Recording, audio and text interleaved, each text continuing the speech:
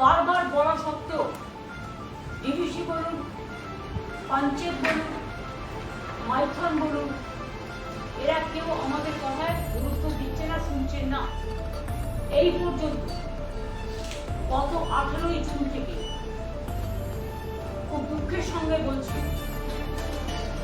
27,000 লক্ষ cubic metre 27,000 লক্ষ cubic metre জল ছাড়া হয়েছে।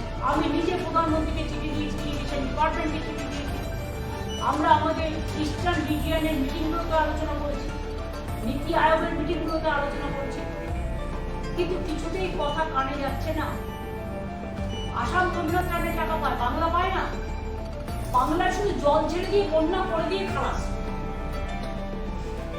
এখন থেকে ডিএমএসপিদের বলবো, সব বিডিওকে, আইসিদের, ওসিদের, কমিশনারকে, অল যারা অ্যাডমিনিস্ট্রেশনের অফিসার আছে, মেবি সিভিক আর পুলিশ, সবাইকে মাইকিং করে লো ল্যান্ডে যারা আছে তাদের সেন্টার ক্রিয়েট করে আশেপাশে যে বাড়ি আছে, রিলিফ সেন্টার আমরা যে কিছু অঞ্চলে করেছি, অনেকগুলো করেছি, কিন্তু যে যে অঞ্চলে রিলিফ সেন্টার নেই সেখানে আশেপাশে পাকা বাড়ি কি আছে গভর্নমেন্টের দেখে নিয়ে সেখানে তাদের নিয়ে এসে রাখুন এবং তাদের রিলিফ দিন।